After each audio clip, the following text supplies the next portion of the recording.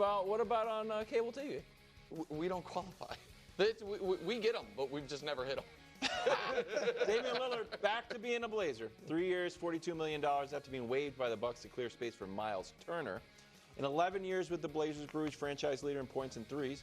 So we kicked around 2 ideas for this segment. Your reaction to just Dame's homecoming and how you think this will affect his former teammate Giannis. Well, look, obviously it's a great story, him going back there. We know how much he loved it. It was hard for him to even leave. The fans are excited about him coming back. He was miserable for, at risk of overstating it, in Milwaukee. So this is great in that regard.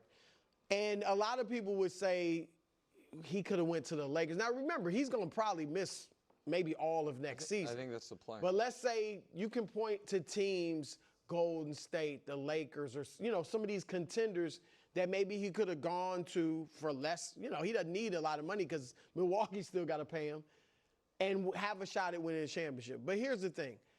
While it'd be nice to see Dame win a championship and nice for him, it's not like he wouldn't be the first guy. He wouldn't be the number 2 guy in many of these cases. Like with the Lakers, he wouldn't be the number 2 guy. He'd probably be a 3rd guy. So you're looking at like Gary Payton. It was great to see him get a ring. Jason Kidd even, he started and got that ring. But it didn't really change their legacies because they were no longer the superstars and they weren't leading the teams. So I think that's where Dame was. So it's a nice story. Basketball-wise, it's very insignificant. Portland, while they do have some nice young talent, they got Drew Holiday. In the West, they're not going to be anything, significant. Well, not next year, and he's going to miss next year. I think that Portland seems to be wanting to compete. Yes. You don't trade for Drew Holiday. Like, I'm just basing that on the Drew Holiday. Yeah. Like, Drew Holiday's an older player. Now, that he also, I think they're bringing him in because they have the investment in my guy Scoot and in Shaedon Sharpe. And they're like, we want a true professional. And they also, with Kamara, want to have a defensive identity with Chauncey. I get all that. And letting go of Ayton. Right, and moving on from Ayton, exactly. So all of those things, Klingon's a defensive guy, so got it.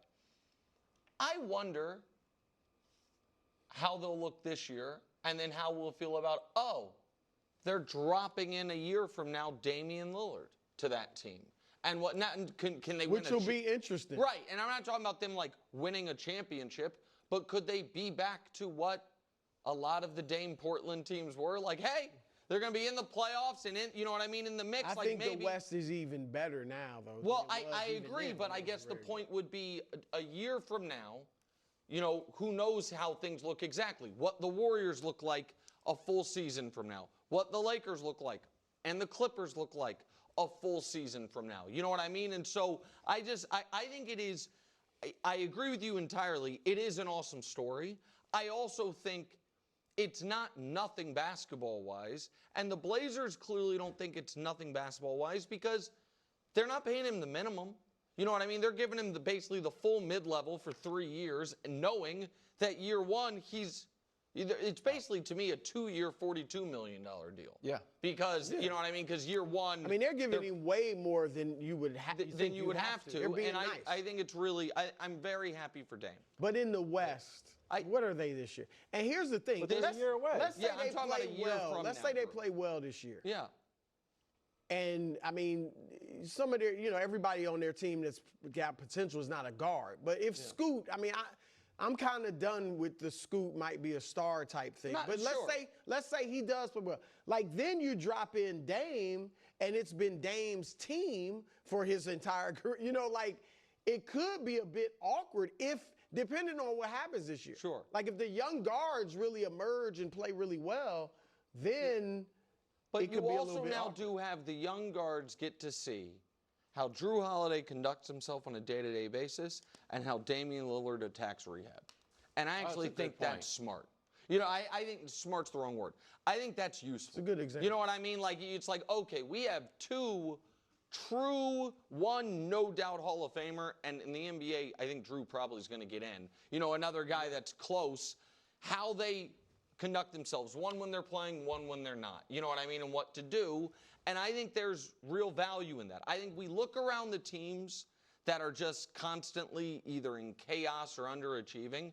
I think part of it's because they've just been like, well, nothing but we don't need any vets because we're not trying to win. Just young, and then nobody knows what they're doing. Nobody knows how to be a pro. Just the story out of Boston, even with Tatum and Jaylen Brown, was when Drew was there, the level went up. Yeah. Horford, like, oh, we have a champion here. Here's how it works. Can I talk about Giannis now? Please. I've got a Giannis take that I think you will love. Because, Brew, you always talk about, you use KG as an example of, you know what? You stayed, you gave it your all, but once the team can't really build around you, it's time to go, and there are greener pastures, literally in the Garnett case. Not because it was a pasture, it's because the Celtics wear green. Timberwolves do too. Oh, is that a green? Really? Okay, go ahead. Sorry. Go ahead. I understand. In any event, Aqua. I feel like Dame is the counterbalance to your KG story, where he just saw a guy.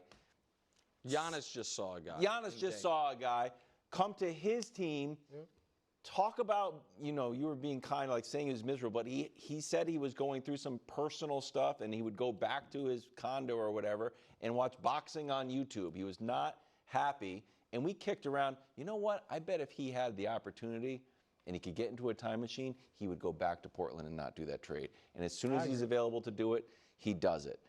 Also, secondary point. Again, Giannis at home watching the finals. Oh, SGA, best player in Oklahoma City. It's not KD. It's not Russ. I mean, Russ kind of left and KD left to get championships. But is that 20 years from now, are we going to remember SGA as being like Mr. Oklahoma City? Reggie Miller, you go to those games. Oh, it's Reggie Miller on the sidelines. Hero Reggie Miller. Look at all the Pacers who never even won. But Reggie Miller is an icon of that franchise. Even the Knicks in their run and bringing back It's a guys who great are point. identified as the Knicks. It's a great point. But never a won. lot of those Knicks played for a ton Yeah, of that teams. is true. Yeah, Still, yeah. But Larry Johnson. Marbury, Sprewell. Nick Hornet, Larry Johnson. Then the final thing, and I don't know if Giannis is looking at this, but it was the whole storyline that these finals really came to a head because of Paul George. That Paul George left the Pacers, so they were able to get Halliburton. When he leaves the Thunder, they're able to get SGA. Paul George keeps on hunting, thirsty for a ring, and it's not going to happen. So if I'm Giannis, I was like, you know what? Bouncing around from Towns isn't necessarily going to work.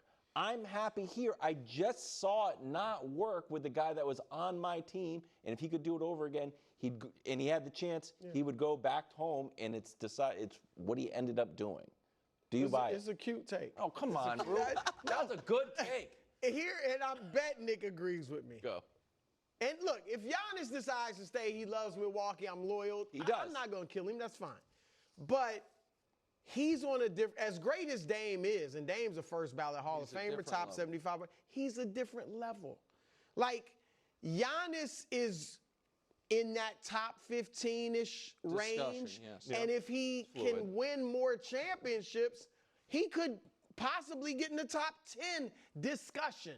Yes. And so he's 30 years old. Dame was 33 when he left. So I just think, like, if Dame will never win a championship. I'm saying that now. He will never win a championship. It's not really going to change his legacy. But Giannis, more championships changes his legacy. And I also think going into the future, if, when Giannis is 45, 50 years old and the Bucks are in the finals, they would still bring back Giannis. Like, he would still be Mr. Buck because he did give them a dozen years and led them to a championship, their first since Lou Alcindor. So I just think it's different levels, and that's why I think it's different for Giannis. Yeah, I think I agree with Brew in that Giannis has more than earned the right, obviously, to do whatever he truly wants. And I don't think he knows yet. Because I think he's weighing a bunch of stuff. And I think that's why he was kind of caught off guard by Speed's question to him. Because I really don't think he knows. I think part of the urgency for Giannis in the leave direction is he's smart enough to know, man, we really don't have a path in the next, just call it 3 years. maybe we can, maybe we can get some picks back or do whatever to where we do. But he also probably knows, how many more years do I have where there's an argument I'm the best player in basketball? You know what I mean? And there's still an argument. You ask 100 NBA fans right now who's the best player in the league is, at least 10 are going to say Giannis. Sure. You know what I mean? He's still in the receiving votes, and he's consensus top 3. Consensus. That time, while he might have 10 years left in the league, he doesn't have 10 years left at that level of impact. Right. You know what I mean? And so, there was a sense of, to me, Giannis right now, and I know it's not the same emotional ties, he feels similar in a spot as LeBron at the end of Miami, where it was, well, I could wait. Now, LeBron had a bunch more years left at that crazy high level, but he's a different guy. LeBron was 31, or I don't know, 30 years old at the end of Miami, however old he was, and knew, okay, Wade is in a different spot. Bosh is on the downtick. We have gone kind of all in on this thing. We might be able to build it back up, but it's going to take some time. I don't want to wait. You know what I mean? I want to win right now, this moment, and bounced. But and LeBron was patient about that. That was different. LeBron, the 2 rings obviously got the monkey off LeBron's back. And then remember when he went to Cleveland, he was saying in his essay, I know we're not going to win right away, and they kind of surprised some people by getting to the finals. Yeah, but he went back to, I understand, you made a perfect argument, but I think you actually supported my argument. That he was going back to Cleveland? That he's like, you know what's good? The place where I was, the place where I'm from, the place where I'm beloved. Well, that was to get them a ring. I totally get it, but he could have gone other places. Yeah. Here's the other thing, though. And Dame, it appears, was pretty miserable right away in Milwaukee. But what if they had won? That's the thing. Giannis, I think wherever he goes, they will win a championship. So would Dame feel this way if it had worked in Milwaukee? Well, I don't know. There's, So that's the thing. Maybe. There was a lot of personal life stuff. Yeah, real life stuff was kind of it was.